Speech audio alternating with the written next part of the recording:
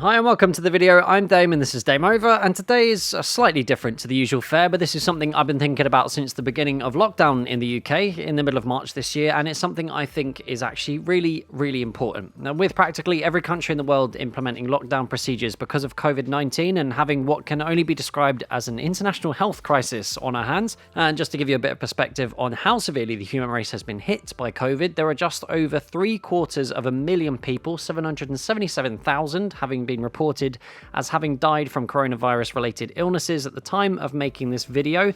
The likes of this kind of disease and widespread pandemic has not been seen for more than 100 years, and I thought, as I'm sure most of you that have clicked on this video do too, that it was important to have a look at the part that video games have played within these completely unprecedented worldwide events. But before we crack on, I do have a sub goal that I'm really trying to hit. I'm trying to hit 4K as soon as possible, hopefully by the end of the month. So if you are new to this channel and you like this content and my other content, feel free to peruse the rest of the channel, then I'd really appreciate it if you could hit that sub button. And just as a side note, I have some random video game footage in the background to fill in the gaps, which is just mostly to have something to look at. But I will be sharing information I found throughout the video that I've gathered from different websites and different studies and stuff. I've done my absolute best to find data from reliable sources and base my conclusions on facts, but there are many nuances, as I'm sure you guys will understand, within the subjects we'll be looking at. The facts and figures may not be entirely accurate, especially those related to coronavirus. And to give you guys an example of what I mean, it was recently revealed in the UK on national television, on the BBC News, of all places, that if you had caught coronavirus, recovered and been well for a month, if you were then randomly hit by a car outside your house and killed in the accident, because you'd had coronavirus the previous month, your death would be reported as a coronavirus death. Now, I don't know exactly how this sort of data fabrication, for want of a better word, is being used in other countries, and we all know that America has the biggest and best testing, which is the only reason they have the most cases, obviously. But like I said, I have done my very best to verify the numbers from multiple sources before quoting any of them in this video. I guess that's just a little disclaimer, I suppose, because it's very difficult to have entirely accurate data at the best of times. So I will be talking in generalities sometimes, or use my own calculations, where I will more than likely be rounding down so as not to overestimate things. Right, so I think context is a very important place to start with something like this. So let's talk very briefly about the place of video games in the world and how technology has affected the growth of the video game and digital entertainment industries as a whole. And it seems obvious to say, but very important to mention, I think, that technology has advanced a lot in the last 5 years. Computer parts you could use in your own PC today at home can do things that the best computers 15 years ago would never be able to do. Video games consoles can stream live to various websites and play in 4K, and even your smartphone is basically a mini supercomputer, making most laptops obsolete, even if the input can be a bit janky. Average internet speeds have massively increased thanks to outdated infrastructure finally being updated, and the world has, in a digital sense, become a much smaller place, with streaming and online content consumption absolutely skyrocketing. Just as an example, Netflix alone in 2019 had 192.95 million people paying for their service, compared to in 2015, where they had just over 74.5 million paying customers, and this figure combines their video on demand and DVD rental service users, which, for those of you guys that don't know, Netflix used to send you DVDs by post and you'd rent them for a week and then send them back. So anyway, back in 2015, the video game industry was reported to have turned over between $22 and $23.5 billion. And remember, this figure is just profit. The total global figure for revenue in 2017 was $90.1 billion US. Now, the number billion gets thrown around a lot. So again, to give you some context of just how much that number actually is in a more real sense, to spend $1 billion, you'd have to spend $5,000 a day for more than 500 years, or $100,000 every day for 25 years. To spend $1 billion in a single year, you'd have to spend $2,739,726 and some small change every single day. So yeah, now you understand just how huge the video game industry is. So the video games industry is predicted to reach up to $159.3 billion by the end of 2020, which is an increase of 9.6% from 2019.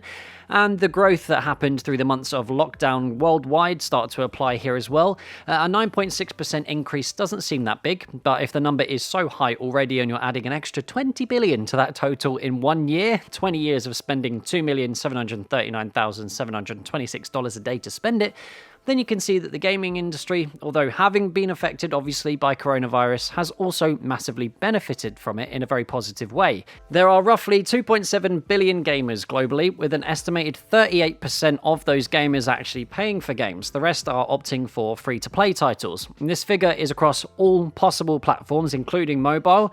And it's this number that's going to be the most important for this video. This number is spread across all 7 continents, and yeah, I do actually reckon that whoever is in Antarctica is probably playing Candy Crush on their satellite phone. But what is very significant about the 2.7 billion people that have been using their time to play video games, and the 38% of that number buying games and services related to gaming, which is 1.26 billion for your reference, what is significant about them is that a very large number of these people worldwide were the most likely to break lockdown rules. This is information I gathered going by age range and gender based on a psychological study done here in the UK, where it was determined that 50% of men between the ages of 19 to 24 years old were the most likely to break lockdown rules in some fashion, and 25% of women in the same age range were just as likely to break lockdown rules. Obviously, these numbers will differ country to country, but I think it's a pretty good baseline to measure from. Now, if we take into account the percentage of gamers in that same age range globally, we have a total of 35%, 20% men, 15% women. That's a total of 945 million people that are spending their time playing games between the ages of 19 and 24. Now, going from my own experiences through lockdown, the experiences of other gamers I know personally, I've interacted with on social media, content creators I've watched, etc., etc., it appears, and this is where things get a little hazy as far as figures are concerned, but it appears that a large portion of gamers, especially those that are less casual and generally come under the 38% of gamers that invest in their entertainment, have been playing games even more because of their being furloughed from work, working from home, or having some sort of circumstances during lockdown that has enabled them to have more time in front of their gaming devices.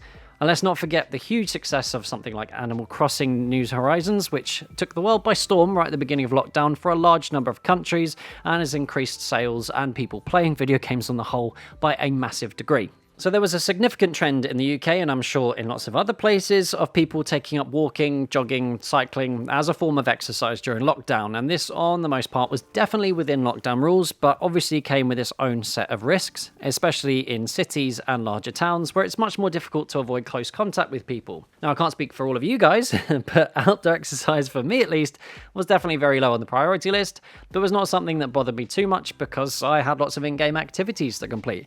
And it makes sense that if you can maintain as much distance from people as possible, limit your contact with people you don't already live with, and still be happy, then it would quite obviously reduce the risks of contracting or becoming a carrier for Covid-19, doing your part to flatten the curve, as they say.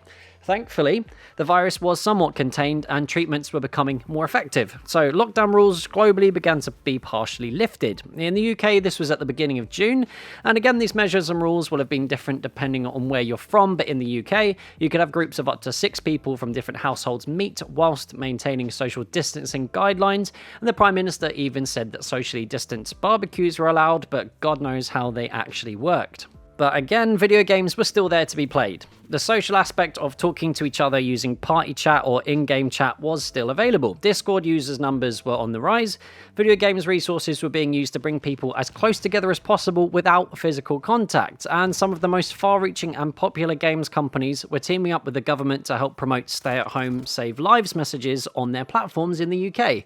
Candy Crush Saga, Farm Heroes Saga, and Dirt Rally 2.0 are just some of the games that these messages were put out on, but global companies such as Activision Blizzard and Codemasters were used as a vehicle to help try to stop the spread of coronavirus by encouraging people to stay at home. Now, like I mentioned earlier, it's hard to say with any clarity what sort of number of gamers were actually sticking to lockdown rules. There's not been any study or survey that I can find to give any numerical data on it.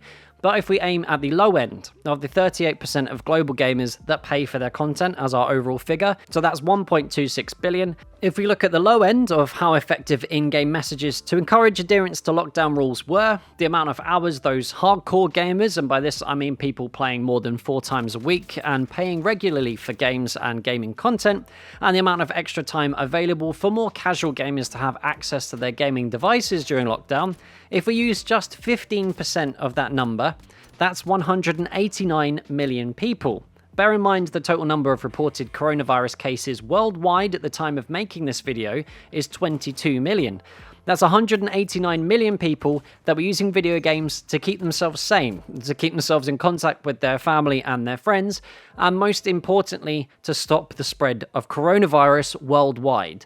Now, with those figures in mind, even though they are at the low end, and that does seem pretty ineffectual, I think it's pretty fair to say that gaming has played a huge part in stopping COVID-19. But that's just what I think. How do you guys think gaming has affected the spread of coronavirus? Have video games helped you maintain social distancing? Did having video games to play stop you from breaking lockdown rules? I'm very much interested to know, so make sure you hit me up in those comments. Here's a very quick thank you to my Dame operatives, those of you guys that are choosing to support the channel through Patreon. If you want to end up on this screen yourself at the end of every single video, then you can become a Dame operative by hitting the link to my Patreon page, which will be in the pinned comment and the video description. So if you enjoyed the video, make sure you hit the like button, don't forget the sub button if you're new, and the bell button for notifications so you don't miss any future posts. And until next time, that's Dame over. Peace. Thank you.